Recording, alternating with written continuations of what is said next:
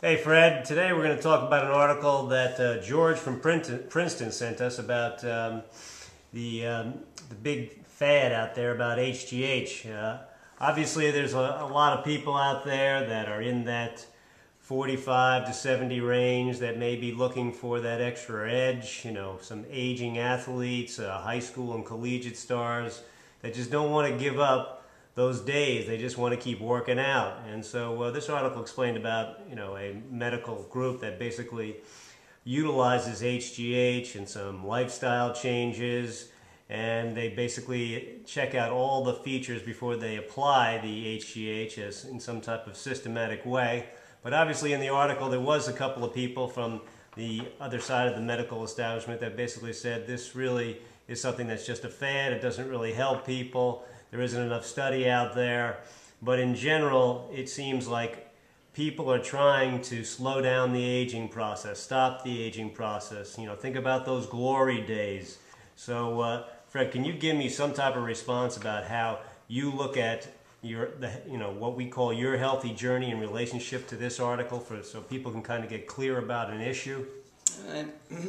Well, listen, I'm not going to pretend to be an expert on the medical science of anti-aging. There's a lot of new information coming up on the horizon. I think the science has the future of science is going to have a tremendous impact on us living longer and being healthier.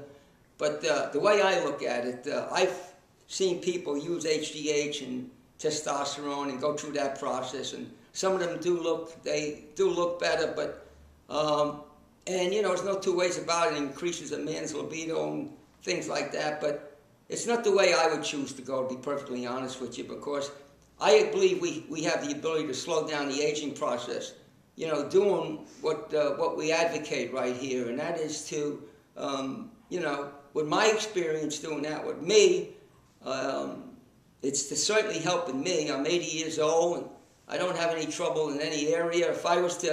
I'm pretty sure that if they was to check my HGH and my testosterone, I probably would be down about the normal range or maybe even below it, but that doesn't mean what a lot of people think it means.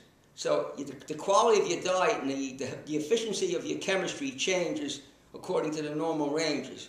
Now, what I go by, if you're symptomatic and you have a problem, you might be able to correct it by correcting your lifestyle. I've seen it done. I do it all the time. I definitely have seen a few people that have resorted to, testosterone and HGH. One fellow from Florida that was a bodybuilder. Well, he succumbed to his experimentation. He ended up developing cancer.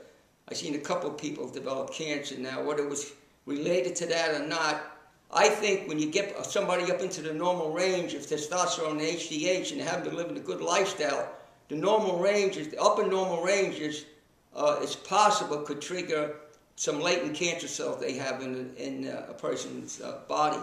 Now the key is, are you symptomatic? That's what I'm looking at. Well, as I said, myself, I'm not symptomatic in any way.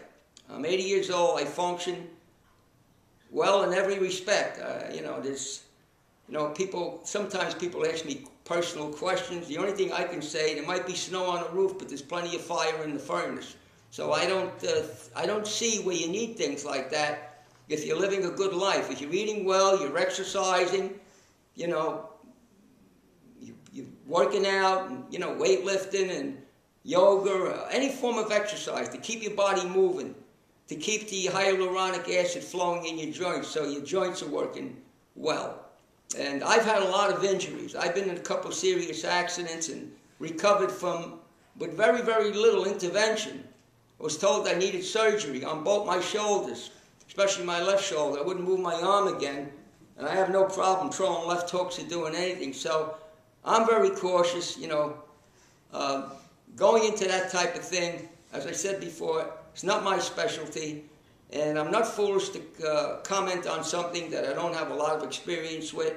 I do know people that advocate it, people that I respect, but it's not the way I would choose, and it's not the way I would encourage people that come to see me go, because I know you could, with lifestyle changes And if you need supplements, the right kind of supplements, there are supplements out there that are raw, just like eating raw food. I tried a lot of supplements just to see, and some of them just literally didn't, actually made me sick. So I'm very, very cautious, and I really don't tell people to do anything that I don't try on myself. And sometimes I have paid a price for doing that, and I knew it could have been risky for me, but I did it because I wanted to find out for myself. I'm very leery now about taking information,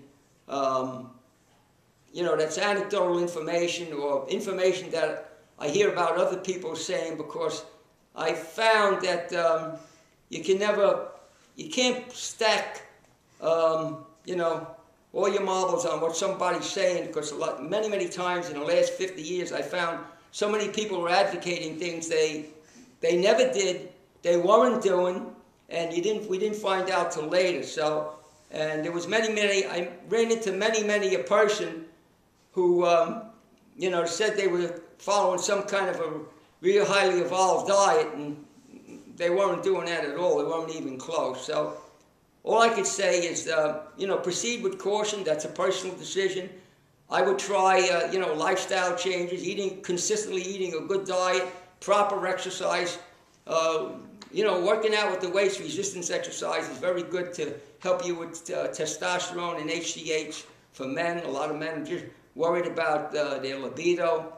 What I've seen is, if you're leading the right lifestyle, you're able to, if you can perform out on the, run and do all those things, I'm pretty sure you'll be able to perform well in the privacy of your own home, in an intimate way.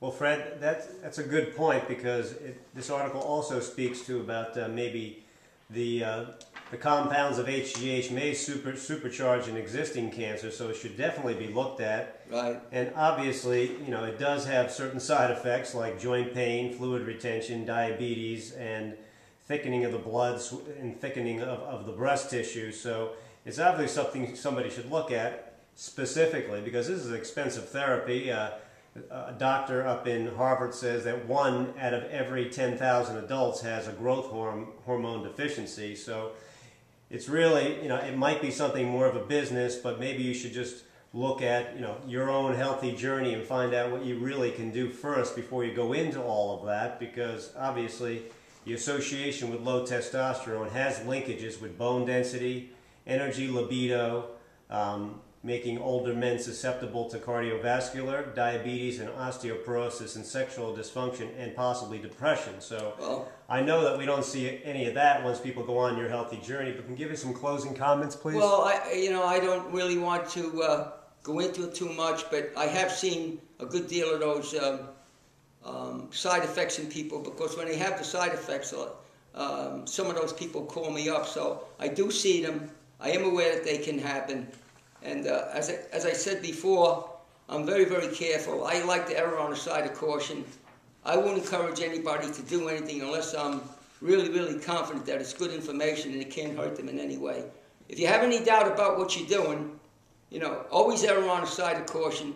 Don't make any decisions based on vanity or anecdotal information or something you might have saw on the internet. Try to do all your research. Try to find people that you believe have integrity, going to give you good information. It's not just about money and trying to confirm some concept that's going to lead to putting money in somebody's pocketbook. So just proceed with caution. Be careful. Try a lifestyle change first. Great. Thank you very much, Fred. And don't forget to check out our blog. And don't forget to take our new survey, as well as looking at our natural health plan on www.fredbishyforhealth.com. Thank you.